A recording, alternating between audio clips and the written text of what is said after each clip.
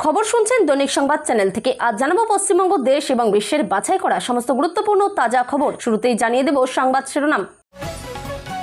বেকার যুবকদের 2500 টাকা করে দেবে সরকার। আপনার কাছে এসেছে এই মেসেজ? তসলিমার অনুষ্ঠানে বিশৃঙ্খলা, জয় গোস্বামী মঞ্চের দিকে এগোতেই ক্ষোভের আগুন, বিস্ফোরক দিলীপ ঘোষ, যারা বড় বড় কথা বলতো। ভোটের পর থেকে দেখা নেই শশী পাজার, কোথায় গেলেন? এবার মুখ খুললেন কুণাল। সরকারি হাসপাতালে চরকি পাক স্বাস্থ্যমন্ত্রী, জনসাধারণের অভিযোগ শুনে স্বাস্থ্যকর্তাকে কড়া ধমক। সরকার আসার 2 মাসের মধ্যে বিজেপিতে তোলাবাজির ভাইরাস, শ্রমিক দিলীপের মন্তব্য টেনে কুণাল ঘোষের আক্রমণ। চাষের জমি থেকে ভয়াল সরীসৃপকে কাঁধে তুলে থানায় গেলেন বিহারি কৃষক, কুমির জাতির কলঙ্ক বলল নেটপাড়া। তোলাবাজির মধুতে আসক্ত দিলীপের নিশানায় বিজেপি বিধায়কদের একাংশ, হুঁশিয়ারি দিলেন সবকিছুর হিসেব হবে। মুখ্যমন্ত্রীর পাশে দাঁড়িয়ে এবার বড় কথা বললেন পার্থ। জনতার দরবারে অভিযোগ জানাতেই বাড়িতে বিধায়ক, হাতে নাতে ফল পেল পরিবার। সামান্য সরকারি কর্মী হয়ে ছেলেকে বিদেশে পড়ালেন কি করে? এবার অভিজিৎ দীপকের বাবার বিরুদ্ধে তদন্ত হবে। শশী পাজাকে কোথাও পাওয়া যায়নি, মমতার হাত ছাড়বেন প্রাক্তন মন্ত্রীও, জল্পনার মাঝেই বিস্ফোরক কুণাল। বিজেপিতে গিয়েও তৃণমূলের সঙ্গে যোগাযোগ বিদ্রোহীদের, ঘাসফুলে ফিরতে মরিয়া বর্ষিয়ান সাংসদদের বিরোধ দাবিতে উত্তাল বঙ্গ রাজনীতি।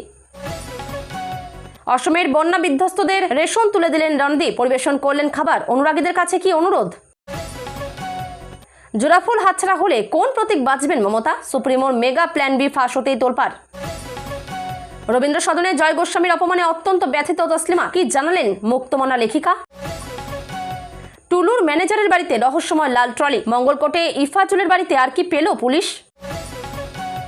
পিঙ্ক কার্ড থাকলে সরকারি বাসে মিলবে ছাড়, কিভাবে অনলাইন অফলাইনে আবেদন করবেন।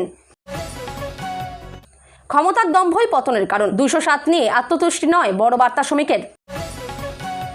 বাসস্টপ থেকে জল প্রকল্প, শিলিগুড়িতে অগ্নিমিত্রা পালের একগুচ্ছ ঘোষণা, উত্তরবঙ্গের উন্নয়নে জোর। খেলা আর রাজনীতিকে আলাদা রাখতে হবে বার্তা শ্রমিকের।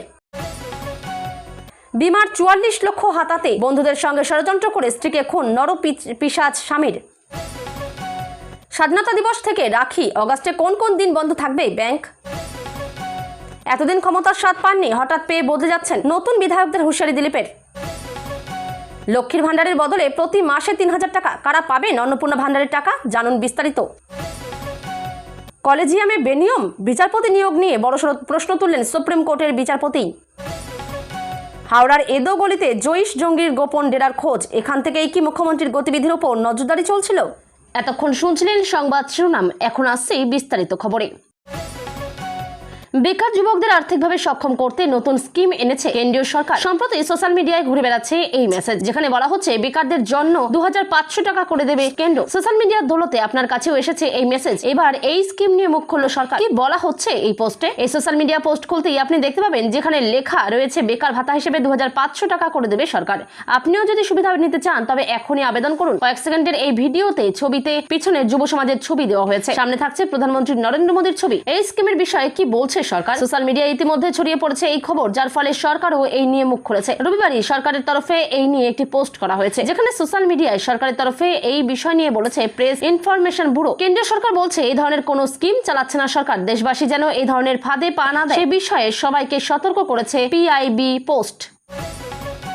প্রায় 2 দশক পর তসলিমা নাসরিনের কলকাতায় ফেরা। রবীন্দ্র সদনের অনুষ্ঠানে মঞ্চের দিকে এগিয়ে হইচইয়ের জেরে মঞ্চে না উঠেই দর্শক আসনে ফিরে যান কবি। ঘটনার জেরে মঞ্চে বলতে উঠতে থমকে যান তসলিমা নাসরিন। দর্শকদের শান্ত হওয়ার আবেদন জানান লেখিকা। পরে পরিস্থিতি শান্ত হলে বক্তব্য শুরু করেন বাংলাদেশের নির্বাসিত লেখিকা। এই প্রসঙ্গ মুখ খুললেন রাজ্যের মন্ত্রী দিলীপ ঘোষ। দিলীপ ঘোষ বলেন, একজন বিশ্ববিখ্যাত বাংলা সাহিত্যিক, তার লেখা নিয়ে লোকের দ্বিমত থাকতে পারে, আমরাও সহমত এমন নয়, কিন্তু তিনি কলকাতার মতো মহানগরীতে এসেছিলেন, তাকে যেভাবে অত্যাচার করে ভয় দেখিয়ে তাড়িয়ে দেওয়া হয়েছিল এটা বাঙালির পক্ষে অপমান। তাই আমাদের সরকার তাকে ডেকে নিয়ে এসে সম্মান দিয়েছে। মাননীয় মুখ্যমন্ত্রী নিজে ছিলেন। এটা ঠিক যে যারা এর বিরোধিতা মানে ওনাকে তাড়ানোর পক্ষে ছিল বা তাড়ানোর বিরোধিতা করেনি, এরকম সাহিত্যিকদেরকে কেন সম্মান দেওয়া হবে? মঞ্চে তো সম্মান দেওয়া উচিত নয়। তাই স্বাভাবিকভাবে প্রতিবাদ এসেছে। কারণ এই যে সেকুলারিজমের নামে যারা বড় বড় কথা বলতো বাঙালির নামে, তারা তসলিমা নাসরিন কি বাঙালি নন? তাহলে কেন দাঁড়ায়নি? আর এই কবি সাহিত্যিকরা তখন মৌন ছিলেন। মানুষ সব দেখছে, তার প্রতিবাদ হয়েছে। রাজ্যের প্রাক্তন মন্ত্রী, প্রাক্তন বিধায়ক, রাজ্য তৃণমূলের মহিলা সংগঠনের অন্যতম মুখ। কিন্তু রাজ্যে পালাবদলের পর থেকে তৃণমূল যখন আসল নকলের দ্বন্দ্বে জর্জরিত, যখন একে একে মমতা বন্দ্যোপাধ্যায়ের হাত ছেড়েছেন তার আস্থাভাজনরা, সেই সময় কার্যত ডুমুরের ফুল হয়ে ওঠেন তিনি। কথা হচ্ছে শশী পাজাকে নিয়ে। ভোটে পরাজিত হওয়ার পর থেকে কার্যত বেপাত্তা তিনি। তবে সম্প্রতি কাকলি ঘোষ দস্তিদারের চেম্বারে দেখা গিয়েছে শশীকে, যা নিয়ে জোর জল্পনা চলছে রাজ্য রাজনীতিতে। এতদিন কোথায় ছিলেন শশী পাজা? এবার এই বিষয়ে মুখ খোলেন কালীঘাট তৃণমূল বিধায়ক কুণাল ঘোষ। কি বললেন কুণাল ঘোষ? কুণাল ঘোষের দাবি, শশী পাজা আর ভোটের পর যোগাযোগ রাখেন না। বিধায়ক বলেন, আমি এটা নিয়ে বলতে পারবো না, কারণ বিধানসভা নির্বাচনের পর থেকে প্রাক্তন মন্ত্রী, প্রাক্তন দলীয় মন্ত্রী ঘন ঘন সাংবাদিক বৈঠকে আমার অন্যতম সঙ্গী শশী পাজাকে তারপর থেকে কর্মীরাও দেখতে পাননি, আমরাও দেখতে পাইনি। ভোটের আগে শশী পাজার বাড়িতে যখন বিজেপি হামলা করেছিল, তারপর যখন সেই কর্মীদের গ্রেপ্তার করা হয়েছে, তখন কোর্টে থানায় একবারও শশী পাজাকে দেখা যায়নি। 3 দিনের জেলা সফরে এসে স্বাস্থ্যমন্ত্রী শারদত্ত মুখোপাধ্যায় কোথাও হাসপাতাল সুপারকে ধমক দিলেন, আবার কোথাও দিলেন হাসপাতালকে ঢেলে সাজানোর বার্তা। নন্দীগ্রাম, হলদিয়া, ভগবানপুর, পটাশপুর সহ বিভিন্ন হাসপাতাল পরিদর্শন শেষে রাতে এগরা সুপার স্পেশালিটি হাসপাতালে পৌঁছন তিনি। হাসপাতালে পরিষেবা দেখে ভৎসনা করেন। সাধারণ মানুষের কাছ থেকে অভাব অভিযোগ শুনে ধমক দেন হাসপাতালের সুপার ও অ্যাসিস্ট্যান্ট সুপারকে। হাসপাতালের ইমার্জেন্সি বিভাগ নিয়েও ক্ষোভ প্রকাশ করেন। শেষে সাংবাদিকদের মুখোমুখি হয় স্বাস্থ্যমন্ত্রী হিসেবে দায়ভার নিজের ঘাড়ে নিয়ে হাসপাতালের হাল ফেরানোর দায়িত্ব নেন। জেলা সফরের দ্বিতীয় দিনে শনিবার দীঘা রাজ্য সাধারণ হাসপাতাল পরিদর্শন করেন স্বাস্থ্যমন্ত্রী। বৃক্ষরোপণ করেন। উপস্থিত ছিলেন রামনগরের বিধায়ক ডক্টর চন্দ্রশেখর মণ্ডল। হাসপাতালের পরিচ্ছন্নতার প্রশংসা করে তিনি 10-এ 10 নম্বর দেন। পরিদর্শন শেষে তিনি সংবাদ মাধ্যমের মুখোমুখি হয়ে হাসপাতালের পরিষেবা, পরিকাঠামোর মানোন্নয়ন এবং সুরক্ষামূলক একাধিক ব্যবস্থা নিয়ে পরিকল্পনা প্রকাশ করেন। চিকিৎসক ও কর্মী সংকট এবং পরিষেবা মানোন্নয়ন নিয়ে মন্ত্রী জানান, দীঘা হাসপাতালে এই মুহূর্তে যা পরিষেবা চালু রয়েছে সেখানে মূল সমস্যা হলো ম্যান পাওয়ার বা চিকিৎসক ও কর্মী সংকট। এদিন সকাল থেকে একইভাবে হাসপাতাল পরিদর্শন শুরু করেন। সৈকত নগরী দীঘা স্টেট জেনারেল হাসপাতাল পরিদর্শন শেষে তিনি চিকিৎসকের সংকট নিয়ে উদ্বেগ প্রকাশ করেন। হাসপাতালে অন্তত 5 জন জেনারেল ডিউটি মেডিকেল অফিসার, 3 জন শল্য চিকিৎসক, 3 জন অস্থিরোগ বিশেষজ্ঞ, 1 জন শিশুরোগ, স্ত্রীরোগ, 1 জন অ্যানাস্থেসিস্ট এবং অন্তত 2 জন রেডিওলজিস্ট প্রয়োজন বলে জানিয়েছেন। একই সঙ্গে তিনি বলেন, বিশেষ করে সার্জন, অর্থোপেডিক এবং রেডিওলজিস্টের তীব্র অভাব রয়েছে। হাসপাতালের পরিচ্ছন্নতার প্রশংসা করে তিনি 10-এ 10 নম্বর দেন। বলেন, ওভারঅল দেখলে 10-এ 9 নম্বর দেব। দীঘাকে আর নন্দীগ্রামকে এগিয়ে রাখবো। দীঘায় পর্যটকদের নিরাপত্তার বিষয়ে স্বাস্থ্যমন্ত্রী বিশেষ গুরুত্ব দিয়েছেন, কারণ এখানে শনি ও রবিবার পর্যটকদের বিপুল ভিড় বা জনঘনত্ব থাকে। তিনি আরও জানান, মুখ্যমন্ত্রীর উদ্যোগে রাজ্যে মোবাইল মেডিকেল ইউনিট চালু হচ্ছে, যা চাকার উপর চলবে। দীঘায় খুব শীঘ্রই তা চলে আসবে। এই ইউনিটে hand held X-ray machine, lab, ECG এবং কার্ডিয়াক প্রোব বা ইকোকার্ডিওগ্রাফি করার সুবিধা সহ আলট্রাসোনোগ্রাফি মেশিন থাকবে। রাজ্যে নতুন সরকার গঠনের 2 মাস কাটতে না কাটতে বিজেপির অন্দরে তোলাবাজি ও সিন্ডিকেট রাজের মতো সমস্যা মাথা চাড়া দিয়েছে বলে বিস্ফোরক অভিযোগ করলেন কালীঘাটপন্থী তৃণমূল নেতা তথা বেলেঘাটার বিধায়ক কুণাল ঘোষ। রবিবার সাংবাদিকদের মুখোমুখি হয়ে তিনি দাবি করেন, বিরোধী দলের রাজ্য সভাপতি থেকে শুরু করে বর্ষিয়ার নেতারা নিজেই যখন দলের মধ্যে দুর্নীতির কথা স্বীকার করছেন, তখন স্পষ্ট হয়ে যাচ্ছে যে নতুন সরকার আসলেও আদতে পরিস্থিতির কোনো বদল হয়নি। সাংবাদিকদের এক প্রশ্নের জবাবে কুণাল ঘোষ বলেন, শ্রমিক ভট্টাচার্যের পর দিলীপ ঘোষ বলছেন যে তোলাবাজি এত সহজে যাবে না। এর আগে বিধায়ক তেওয়ারিও একই কথা বলেছেন। অর্থাৎ একটা সরকার মাত্র 2.5 মাস হলো এসেছে, আর তার মধ্যেই দলের শীর্ষ নেতাদের বলতে হচ্ছে যে বিজেপির মধ্যে তোলাবাজি ঢুকছে, তা রুখতে হবে। বিজেপির শীর্ষ নেতৃত্ব ও সাধারণ কর্মীদের মধ্যে ফারাক রয়েছে বলে দাবি করে তিনি আরও বলেন, নেতারা ভালো কথা বলছেন, কিন্তু সেই কথা কি গ্রাসরুট লেভেলে বা স্থানীয় স্তরে কেউ মানছে? সবটাই যেন সোনার পাথরবাটি হয়ে যাচ্ছে।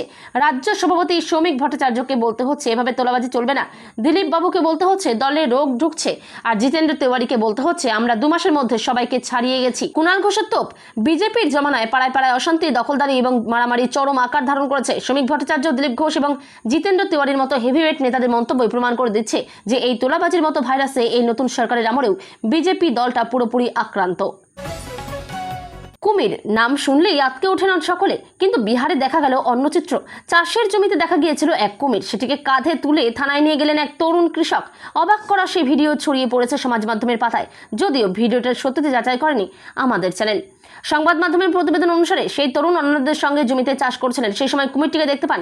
ভয়াল সরীসৃপকে আঘাত করার বদলে তারা সেটিকে উদ্ধার করার সিদ্ধান্ত নেন। প্রথমে প্রায় 5 ফুটের কুমিরটির মুখ বাঁধা হয়, তারপর সেটিকে কাঁধে চাপিয়ে স্থানীয় থানায় নিয়ে যান তরুণ কৃষক। এরপর বন দপ্তরে খবর দিলে সেখান থেকে কুমিরটিকে কোশি নদীতে ছেড়ে দেওয়া হয়। ভাইরাল সেই ভিডিওই দেখা গিয়েছে রাস্তা দিয়ে হেঁটে চলেছেন এক তরুণ। পথচারীদের নজর আটকে রয়েছে তরুণের কাঁধের দিকে, কারণ সেখানে রয়েছে মস্ত বড় একটি কুমির। দড়ি দিয়ে মুখ বাঁধা তার। কুমিরটিকে দেখে মনে হচ্ছে সেটি যেন তা হার স্বীকার করে নিয়েছে। তরুণের কাঁধে চেপেও তাকে আঁচড়ানো, কামড়ানোর চেষ্টা করছে না ভয়াল সরীসৃপটি। চুপচাপ শুয়ে রয়েছে তরুণ, সেটির সামনের পা দুটি শক্ত করে ধরে রেখেছে। এভাবেই তরুণ কুমিরটিকে কাঁধে চাপিয়ে থানায় নিয়ে যান। সেই ভিডিওই ছড়িয়ে পড়েছে সমাজ মাধ্যমের পাতায়। দিলীপের অভিযোগ, তৃণমূল আমলে দুর্নীতি বা তোলাবাজির সঙ্গে যুক্ত অনেকেই এখন বিজেপির নেতাদের ঘনিষ্ঠ হওয়ার চেষ্টা করছেন। শ্রমিক ভট্টাচার্যের পর দিলীপ ঘোষ। তোলাবাজির অভিযোগ ঘিরে দলের একাংশকে প্রকাশ্যেই সতর্ক করছেন বিজেপি নেতৃত্ব। সরকারের জিরো টলারেন্স নীতি স্মরণ করে মন্ত্রী দিলীপ বুঝিয়ে দিলেন, তোলাবাজি বা দুর্নীতি করলে কেউ ছাড় পাবেন না। তৃণমূল আমলে যারা দুর্নীতি বা তোলাবাজির সঙ্গে যুক্ত ছিলেন, পালাবদলের পর তারাই বিজেপি নেতা নেত্রীদের সঙ্গে জুড়ে যেতে চাইছেন। অভিযোগ দিলীপের, রাজ্যের পঞ্চায়েত ও গ্রামোন্নয়ন মন্ত্রীর কথায় তোলাবাজি সংস্কৃতি এত সহজে উঠে যাবে তা ভাবার কোনো কারণ নেই। তার অভিযোগ, দুর্নীতিবাজেরা আমাদের দলের নেতাদের কাছে আসার চেষ্টা করছে। দিলীপের দাবি, দলের অনেক নেতাই সেই প্রভাব এড়াতে পারছেন না। তিনি বলেন, আমাদের অনেক নেতা আছেন যারা নতুন এই মধুতে আসক্ত হয়ে যাচ্ছেন। নাম না করে দিলীপ দলেরই বেশ কয়েকজন বিধায়ককে কাঠগড়ায় তুলেছেন।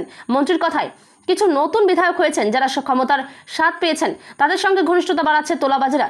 নতুন ক্ষমতার স্বাদ পেয়ে অনেকে ধরাকে সরাজ্ঞান করছেন, তাদের কথাবার্তা পাল্টে যাচ্ছে। সেই সব নেতাকে সতর্ক করে দিয়েছেন দিলীপ। বিজেপি যে তাদের উপর নজর রাখছে তা মনে করিয়ে দেন মন্ত্রী দিলীপ। তার কথায়, মানুষ কেন রাজ্যে ক্ষমতার পরিবর্তন করেছে তা আমরা ভুলে যেন না যাই। একই সঙ্গে দিলীপের হুঁশিয়ারি, সব দল কিছুর উপর নজর রাখছে, 6 মাস যেতে দিন, পার্টি সব হিসেব করবে।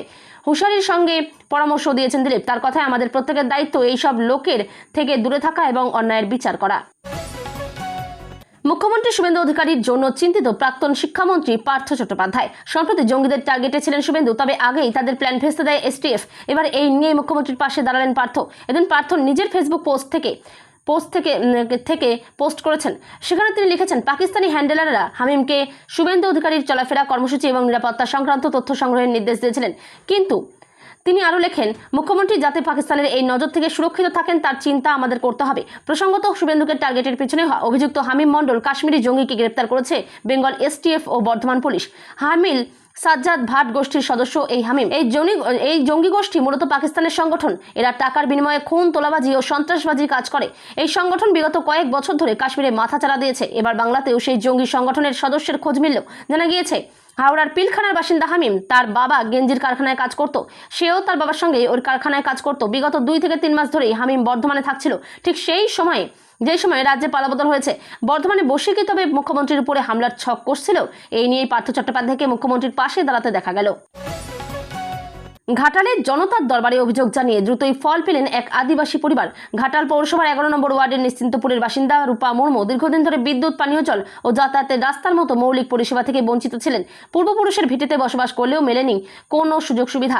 শনিবার ঘাটাল পৌরসভার টাউন হলে আয়োজিত জনতার দরবারে হাজির হয়ে তিনি এলাকার বিজেপি বিধায়ক শীতল কপাটের কাছে এই বঞ্চনার কথা জানান। অভিযোগ পেয়ে বিন্দুমাত্র সময় নষ্ট না করে পরের দিনে দলীয় কর্মীদের নিয়ে রূপার বাড়িতে উপস্থিত হন বিধায়ক। বিধায়ককে কাছে পেয়ে পরিবারের সদস্যরা জানান, বিদ্যুৎ না থাকায় একাদশ পড়ুয়া মেয়ের পড়াশোনায় প্রচন্ড ব্যাঘাত ঘটছে। পরিস্থিতির সরজমিনে দেখে বিধায়ক সঙ্গে সঙ্গে বিদ্যুতের দপ্তরের স্টেশন ম্যানেজারকে ফোন করে দ্রুত সংযোগ দেওয়ার ব্যবস্থা করার নির্দেশ দেন। পাশাপাশি পানীয় জল ও রাস্তার সমস্যারও দ্রুত সমাধানের আশ্বাস দেন তিনি। বহু বছর পর জনপ্রতিনিধিকে পাশে পেয়ে এবং একদিনের মধ্যে সুরাহার আশ্বাস মেলায় আলো ও উন্নয়নের নতুন স্বপ্ন দেখছে নিশ্চিন্তপুরের এই আদিবাসী পরিবারটি। ককরোচ জনতা পার্টির প্রধান অভিজিৎ দীপকের বাবার বিরুদ্ধে এবার তদন্তের দাবি উঠল। মহারাষ্ট্রের অবসরপ্রাপ্ত সরকারি কর্মী হয়ে কিভাবে ছেলেকে তিনি বিদেশে পড়াশোনা করালেন তা তদন্ত করে দেখার দাবি উঠল। গুজরাটের সুরতের এক বাসিন্দা এই দাবি তুলেছেন। শুধু তাই নয়, নির্বাচন কমিশনের কাছে অভিযোগ জানিয়েছেন তিনি। গুজরাটের সুরতের বাসিন্দা অমিত তিওয়ারি নিজের পরিচয় দিয়েছেন আরটিআই কর্মী হিসেবে। অভিজিতের বাবা ভগবান রাও দীপকের সঙ্গতি নিয়ে প্রশ্ন তুলেছেন তিনি। তার প্রশ্ন, মহারাষ্ট্র সরকারের কর্মী ছিলেন ভগবান রাও, বেতন পেতেন 60 থেকে 65 হাজার। ওই সামান্য আয়ে ছেলেকে উচ্চশিক্ষার জন্য বিদেশ পাঠালেন কি করে ভগবান রাও? প্রশ্ন তুলেছেন অমিত। শুধু তাই নয়, মামলায় জর্জরিত সিজেপি আন্দোলনকারীদের জন্য আইনি সহায়তা বাবদ ককরোচ জনতা পার্টিকে 1 কোটি টাকা অনুদান দেওয়ার ঘোষণা করেছেন বর্ষিয়ান আইনজীবী তথা রাজ্যসভার সাংসদ কপিল সিব্বল। তা নিয়েও নির্বাচন কমিশনের কাছে অভিযোগ জানিয়েছেন অমিত। রাজনৈতিক দলের নামে সংগঠন চালানো ককরোচ জনতা পার্টি ওই অনুদান পেতে পারে কিনা তা প্রশ্ন তুলেছেন তিনি। সংবাদ মাধ্যমে অমিত বলেন, ককরোচ জনতা পার্টির নথিভুক্ত কোনো সংস্থা নয়, তারপর রাজনৈতিক দলের মতো কাজকর্ম চালিয়ে যাচ্ছে। আইনি সহায়তা বাবদ তাদের 1 কোটির অনুদান দেওয়ার ঘোষণা হয়েছে, তাই বিষয়টি খতিয়ে দেখা উচিত নির্বাচন কমিশনের। 1951 সালের জনপ্রতিনিধিত্ব আইনে 29 ধারায় তদন্ত হওয়া উচিত। নথিভুক্তিকরণ না হয়ে থাকলে রাজনৈতিক দলের নাম নিয়ে কাজকর্ম চালিয়ে যাওয়া এবং অনুদান গ্রহণ নিয়ে তদন্ত দরকার। সিব্বল যে 1 কোটি টাকা অনুদান ঘোষণা করেছেন তাতে জিএসটি কার্যকর হবে কিনা তাও খতিয়ে দেখা উচিত বলে সেন্ট্রাল বোর্ড অফ ইনডাইরেক্ট ট্যাক্সের অ্যান্ড কাস্টমসকে চিঠি দিয়েছেন অমিত। নিট আন্দোলনের সমালোচনাও করেন অমিত। তার দাবি, প্রথম দিকে প্রশ্নপত্র ফাঁসের ঘটনায় পড়ুয়াদের হয়ে সরব হওয়ার কথা ছিল ককরোচ জনতা পার্টির, কিন্তু সেই লক্ষ্য থেকে সরে এসে পরবর্তীতে প্রধানমন্ত্রী নরেন্দ্র মোদী এবং তার পরিবারকে আক্রমণ করা হয়, অপমানজনক মন্তব্য করা হয়। অন্য রাষ্ট্রনেতাদের সঙ্গে মোদীর সম্পর্ক নিয়ে কটাক্ষ উড়ে আসে। সংশ্লিষ্ট সংস্থাকে তদন্ত করতে আর্জি জানিয়েছেন তিনি।